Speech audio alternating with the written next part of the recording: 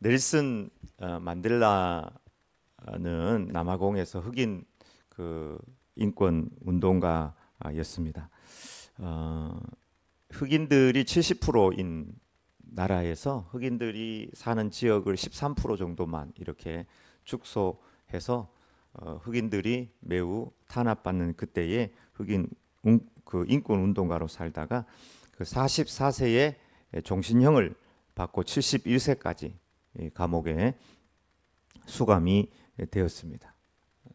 이분이 이제 감옥에서도 고독한 가운데서도 예수님을 바라보면서 희망을 포기하지 않고 27년간 이렇게 감옥에 지냈는데, 그곳에서 항상 감사하고 또 자유시간이 주어지면 채소를 가꾸기도 하고 사람들과 대화하면서 사람들에게 용기를 주는 평화의 사람으로 살았습니다.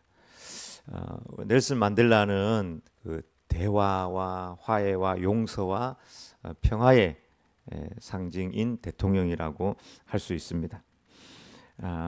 그는 대통령이 되고도 충분히 백인들에게 보복을 할 수 있었지만 보복을 하지 않은 대통령으로 유명합니다. 난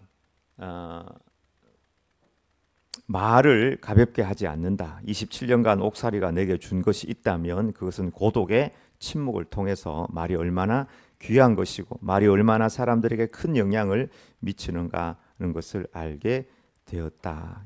감옥에서 27년간 고독한 생활을 하면서 이렇게 원망하고 불평하고 보복하는 그런 마음으로 그 마음이 변질된 것이 아니라 오히려 감옥 27년 동안 고독을 직시하면서 만델라는 마이너스에서 플러스가 되어서 오히려 성숙된 인격, 외유, 내강의 사람으로 변모되었다는 것입니다. 예수님은 오늘 종려주일에 예루살렘을 향하여 올라가게 되었는데 제자들은 이해하지 못했습니다. 예수님은 제자들에게 내가 이번에 예루살렘 올라가면 죽을 거다 이야기했지만 그 자체를 이해하지 못했습니다. 이후에 아마 왜 예수님은 예루살렘 올라가면 죽을 걸 아심에도 불구하고 올라가셨을까, 그렇게 생각을 했을 겁니다. 예수님은 예루살렘 올라가실 때 제자들이 아무도 예수님의 그 죽으심에 대해서 이해하지 못했기 때문에 고독하고 또 외롭기도 하였습니다. 십자가의 길, 힘든 길 가면 십자가에 죽으실 것을 알매도 불구하고 그 길을 갈 수 있었던, 마치 연어처럼 물을 거슬려 올라가는 연어처럼 힘들고 어려운 그 길을 올라갈 수 있었던 그 힘은 어디에서 나오셨을까? 첫 번째, 고독을 정면으로 돌파하신 예수님입니다. 다 같이 한번 읽어보겠습니다. 보라, 너희가 다 각각 제 곳으로 흩어지고 나를 혼자 둘 때가 오나니 벌써 왔도다. 그러나 내가 혼자 있는 것이 아니라 아버지께서 나와 함께 계시느니라. 십자가의 길은 고독의 길입니다. 예수님은 고독을 잘 이해하셨습니다. 인간은 고독한 존재입니다. 예수님은 고독하셨지만 외롭지는 않았습니다.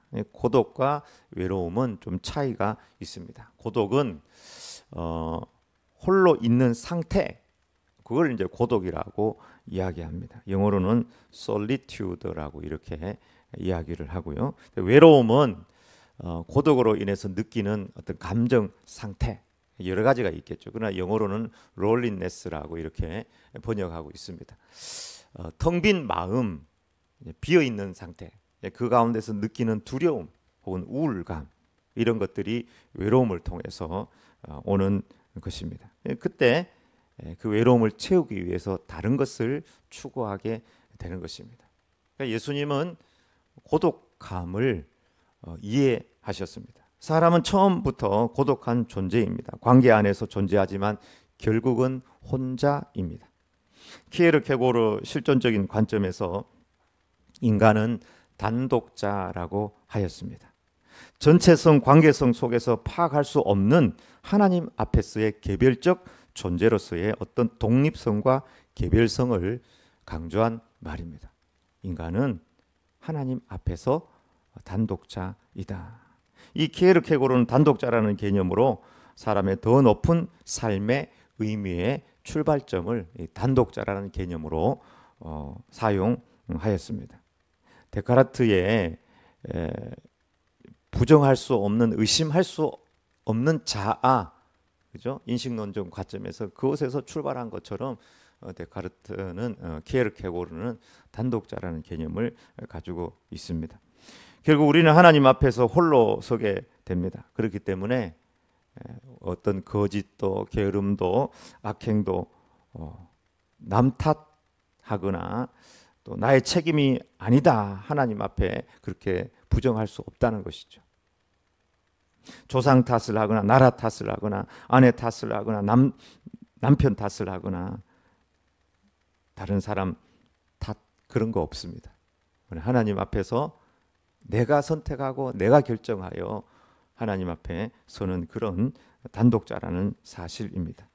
예수님은 제자들과 함께 하시고 사람들과 함께 하였지만 그들을 의탁하지 아니하였다. 예수님은 고독의 영성을 가지고 계셨습니다. 요한복음 2장 23절 24절을 읽어보겠습니다. 6월절에 예수께서 예루살렘에 계시니 많은 사람이 그의 행하시는 표적을 보고 그의 이름을 믿었으나 예수는 그의 몸을 그들에게 의탁하지 아니하셨으니 이는 친히 모든 사람을 아심이요. 예수님이 표적을 행하니까 많은 사람들이 예수님을 믿고 예수님 막 찾고요. 막 예수님을 지지하는 거예요. 지지율이 상당히 높았습니다. 근데 그들을 의탁하지 아니하였다. 여러분 사람은 의지의 대상도 아니지만 또 의지한다고 해서 의지가 되는 것도 아닙니다. 왜냐하면 우리가 의지할 수 있는 것에 한계가 너무 분명해요.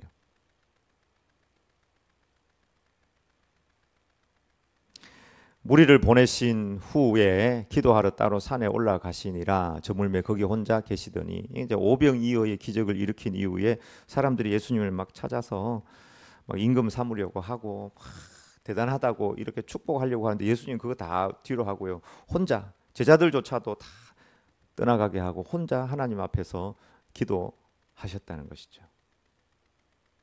예수님의 기도는 홀로의 기도고 예수님의 십자가의 길은 홀로 가신 길이고 40일 광야 기도도 다 마찬가지입니다. 주님 좋다고 따르는 사람 의지하면 얼마나 좋아요. 함께하면 얼마나 좋겠습니까?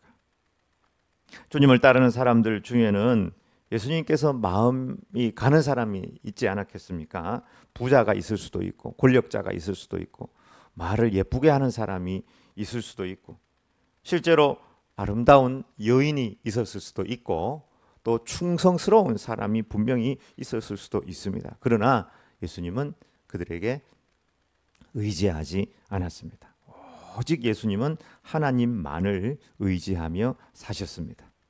예수님은 고독의 힘을 잘 알고 있었습니다. 고독의 장점은 나 자신을 대면할 수 있는 시간, 고독의 시간.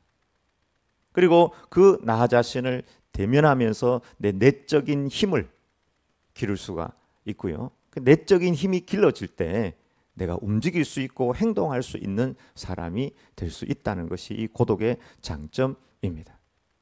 예수님은 40일 금식을 같이 했을까요? 누가 해라고 해서 한 것이 아닙니다. 홀로 그 광야에서 40일 금식 기도하셨고 사도 바울도 마찬가지로 아라비아에서 3년간 홀로 그렇게 기도하셨다고 합니다. 예수님은 우리에게 기도를 교훈하실 때 기도할 때 너희 골방에 들어가서 해라. 그렇게 이제 말씀하셨습니다. 이 내적인 강함이 없는 사람의 특징은 항상 남 탓하고 말이 많고 행동하지 못합니다. 상처받고 평생 원망만 하다가 한 번밖에 없는 인생을 허비합니다. 매일 아침 새로운 해가 뜨는데도 아침 해가 떠도 그들은 매일 밤입니다. 저 로댕에 생각하는 사람 깊이 자기 자신을 대면하는 시간이죠. 저 로덱에 생각하는 저 작품이 145억의 경매가 됐다고 하네요. 깊이 생각하면 145억이 나올 수도 있는 거예요. 예수님은 로마의 속국 가난한 집안에 태어나셨습니다. 태어나 보니까 종교적인 근본주의에 빠져 있는 사람들, 종교가 사람을 억압하고 서기관과 바리새인들이 그 가득한 그 세상에서 어떻게 그렇게 홀로 독야청청할 수 있었는가? 예수님을 움직이는 내적인 힘은 어디서 왔을까? 예수님 안에는 힘이 있었습니다. 예수님은 우연히 사고로 어느 날 예루살렘 올라가다 붙잡혀 가지고 사고로 십자가에 못 박혀 죽으신 것이 아닙니다. 대속하기 위하여 십자가에 예루살렘에 올라가면 십자가에 못 박혀 죽는다는 것을 아시면서도 올라가셨습니다. 예수님은 홀로의 영성, 고독의 영성을 분명히 가지고 계셨습니다. 1인 가구 천만 시대입니다. 홀로 있을 때 잘못되면 속으로 부패될 수 있습니다. 외로움을 달랠 다른 것에 마음을 빼앗길 수 있습니다. 홀로 계실 때 예수님에게도 사탄 마귀는 찾아와서 부귀영화로 유혹을 하였고 허영으로 유혹하였고 인간의 본능을 자극하면서 금식했으니까 돌이 떡이 되게 해서 먹으라고 유혹하였습니다. 그러나 예수님은 그 고독 속에서 자신의 부족함을 바라보고 한계를 바라보고 오직 하나님만 바라보면서 말씀을 의지하여 승리하셨습니다. 오늘 많은 사람들이 이 고독 속에서 외로워하며 다른 사람, 다른 세상의 것으로 마음을 채우려고 합니다. 자기 자신과 솔직하게 대면하지 않고 하나님을 대면하지 않습니다. 술과 마약과 다양한 영상물, 성적인 탐닉 혹은 많은 사람들이 게임에 빠져 이 외로움을 달래려고 합니다. 20대, 30대 예전에는 술 중독자들이 나이 드신 분들이 술에 많이 중독되었는데 요즘에는 20대, 30대 그것도 밤에 어디 나가서 술 먹어서 중독되는 것이 아니라 집에서 혼자 술을 마시면서 중독된 사람이 그렇게 많다고 그래요. 이게 기획물로 나왔어요. 그 지금 중독센터에 20대, 30대들이 너무 많이 온다는 것입니다. 개인의 고독의 시간이 무너지면 개인으로 이루어진 이 사회도 건강할 수 없는 것입니다. 하나님은 제가 여러분에게 한번 말씀드린 것 같아요. 깨달음으로 주신 말씀인데 하나님은 하나님의 모든 선물을 고독의 포장지에 쌓아 두셨습니다. 하나님의 선물을 고독의 포장지로 딱 포장해가지고 딱 놔두신다고. 기도도 고독의 과정을 거쳐야지 하나님께 더 깊이 나아갈 수가 있고 전도도 고독의 과정을 거쳐야 합니다. 독서도 마찬가지고 또 성경 통독도 마찬가지고 고독한 시간 없이 독서하고 성경 통독하기 어렵습니다. 인간관계도 마찬가지입니다.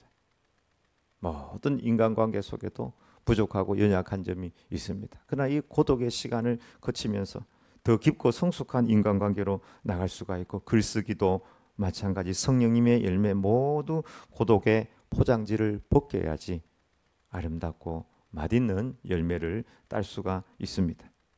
고독의 시간에 깨어있는 사람이 예수님처럼 담대하게 십자가를 향해 나아갈 수 있습니다. 우리 안에 홀로의 영성, 고독의 영성이 회복되길 주의 이름으로 축원합니다. 두 번째, 하나님과 함께한 고독의 시간입니다. 주님은 홀로의 시간, 고독의 시간에 하나님과 함께 하셨음을 보게 됩니다. 다시 32절을 읽어보겠습니다. 보라, 너희가 다 각각 제 곳으로 흩어지고 나를 혼자 둘 때가 오나니 벌써 왔도다. 그러나 내가 혼자 있는 것이 아니라 아버지께서 나와 함께 계시느니라. 대학생 준이는 영어 영문학과를 다니는데 영어에 관심이 많아 열심히 공부를 하는데 공부를 하면서 한계가 와가지고 스트레스를 많이 받았습니다. 그리고 교우 관계도 좀 어려웠습니다. 집에 돌아오면 문을 잠그고 매일매일 게임에 빠졌어요. 그 게임에서 빠져나오기가 너무 힘들었습니다. 점점점 의지도 생각도 감정도 약해졌습니다. 그는 게임 페인으로 전락하고 말았습니다. 가정주부 철수 엄마는 남편을 직장 보내고 난 다음에 드라마와 스마트폰에 빠져 살았습니다.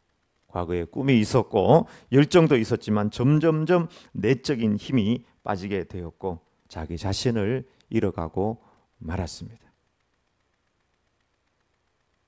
지난 시간에 한번 말씀드린 것처럼 만약에 여리고로 내려가던 강도 만난 사람을 지나쳤던 제사장과 레위인이 만약에 그 주변에 많은 사람들이 제사장과 레위인을 보고 있었다면 강도 만난 그 사람을 그냥 지나칠 수 있었을까요? 그 제사장과 레위인은 홀로의 영성이 무너진 사람임에 분명합니다. 예수님은 홀로의 영성, 고독의 영성을 가지고 계셨는데 그 홀로의 시간, 고독의 시간에 하나님께 집중하고 하나님과 함께 하셨다는 사실입니다. 어느 청소년부 수련회 아이들에게 미꾸라지를 다 한 마리씩 나눠주고 미션이 가장 빨리 또 오는 순서별로 점수를 주겠다. 미꾸라지를 다 한 마리씩을 주고 아무도 보는 사람이 없는 곳에 가서 저 미꾸라지를 죽이고 오면은 합격, 버리고 오면은 불합격. 출발. 애들이 막 미꾸라지가 징그러워가지고 막 청소년 애들이 막 이렇게 들고 화장실로 뛰어가는 애들도 있고 숲속으로 막 아무도 보지 않는 꼴짜기로 내려가고 막 흩어져요. 그 대신 다른 사람이 봤다 그러면 이제 그거는 안 돼. 버리면 안 되고 다른 사람이 봤어도 안 된다. 꼭 죽이고 와야 된다. 많은 친구들이 다 죽이고 왔습니다. 그러나 2명이 미꾸라지를 들고 왔습니다. 한 명은 징그러워가지고 도저히 못 죽이겠습니다. 포기를 하는 친구고, 한 명은 하나님께서 보고 계셔가지고 아무도 없는 것을 발견하지 못해서 도저히 죽일 수 없어서 저는 이 미꾸라지를 들고 왔습니다. 그때 선생님이 딱 이렇게 이야기했습니다. 미꾸라지를 죽일 수 있는 장소는 어느 곳에도 없다. 왜냐하면 하나님께서 없는 곳이 없기 때문이다. 너희가 아무리 힘들고 어렵고 외롭고 가난하고 억울해도 하나님은 너희들과 함께 하신다. 그 교훈을 아이들에게 했다는 것이죠. 주님은 늘 우리와 함께 하십니다. 요한복음 8장 29절에 나를 보내시니가 나와 함께 하시도다. 나는 항상 그가 기뻐하는 일을 행함으로 나를 혼자 두지 아니하셨느니라. 성경에 너무 많은 곳에 내가 너와 함께한다. 하나님 우리와 함께 하신다는 사실이 기록되어 있습니다. 그럼에도 불구하고 어떤 때는 사람들은 외롭지 않고 어떤 때는 외로워하고 두려워하고 초조해하거든요. 진짜는 우리는 고독한 존재인데 고독함을 잊어버리기 위해서 다른 것으로 채우고 진짜 붙들어야 될 주님을 붙들지 못할 때가 너무 많다는 것입니다. 이사야 41장 10절에 두려워하지 말라 내가 너와 함께 함이라. 놀라지 말라 나는 내 하나님이 됨이라. 내가 너를 굳세게 하리라. 참으로 너를 도와주리라. 참으로 나의 의로운 오른손으로 너를 붙들리라. 예수께서 나와 말씀하여 이르시되 하늘과 땅의 모든 권세를 내게 주셨으니 그러므로 너희는 가서 모든 민족을 제자로 삼아 아버지와 아들과 성령의 이름으로 세례를 베풀고 내가 너희에게 분부한 모든 것을 가르쳐 지키게 하라. 볼지어다 내가 세상 끝날까지 너희와 항상 함께 있으리라 하시니라. 주님 우리와 함께 하신다고 말씀하셨습니다.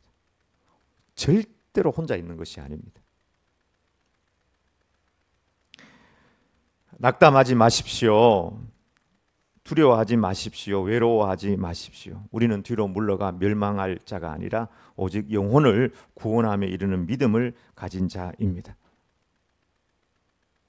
두렵고 외롭고 떨리고 초조하고 우울하십니까? 다시 온전히 주님을 바라보시기를 바랍니다. 다시 일어서시길 바랍니다. 섬김의 자리, 전도의 자리, 기도의 자리, 찬양의 자리, 찬송의 자리로 다시 돌아가시기를 바랍니다. 유기성 목사님 큰 교회 하시다가 이제 은퇴하셨죠. 24시간 예수님 바라보기 운동을 하시면서 24시간 주님과 동행하기 운동을 하면서 그분이 했던 것은 예수 동행 일기를 쓰는 것이었습니다. 그래서 예수님 동행 일기를 매일 쓰면서 그걸 가지고 사람들이 나누면서 사람들이 변했다는 것이죠. 지금 은퇴하시고도 계속해서 예수님과 동행하기 운동을 펼치는 거예요. 그리고 그거 해서 그 교회는 무지막지하게 부흥을 했습니다. 우리 개인도 진짜 숫자가 문제가 아니라 하나님 앞에서 우리가 부흥하고 새롭게 되고 하나님의 뜻이 우리 가운데 이루어지기 위해서는 주님과 동행할 때 하나님의 역사는 분명히 일어날 겁니다. 어차피 우리는 하나님 앞에 홀로 서게 됩니다. 제가 여러분과 함께 하나님 앞에 설 수 없고 여러분이 저와 함께 설 수 없고 저희 아내라도 저와 함께 하나님 앞에 설 수 없고 나를 아무리 사랑하는 내 어머니라도 하나님 앞에서 나를 변호해 줄 수 없습니다. 나는 내 인생을 내가 산 것이기 때문에 나는 내 인생의 열매를 내가 들고 하나님 앞에서 홀로 단독자로 서게 될 것입니다. 범사의 믿음으로 주님만 성령님만 의지하고 하나님 앞에 깨어 홀로의 영성으로 주님처럼 사명 감당하는 저와 여러분의 삶이 되길 주의 이름으로 축원합니다.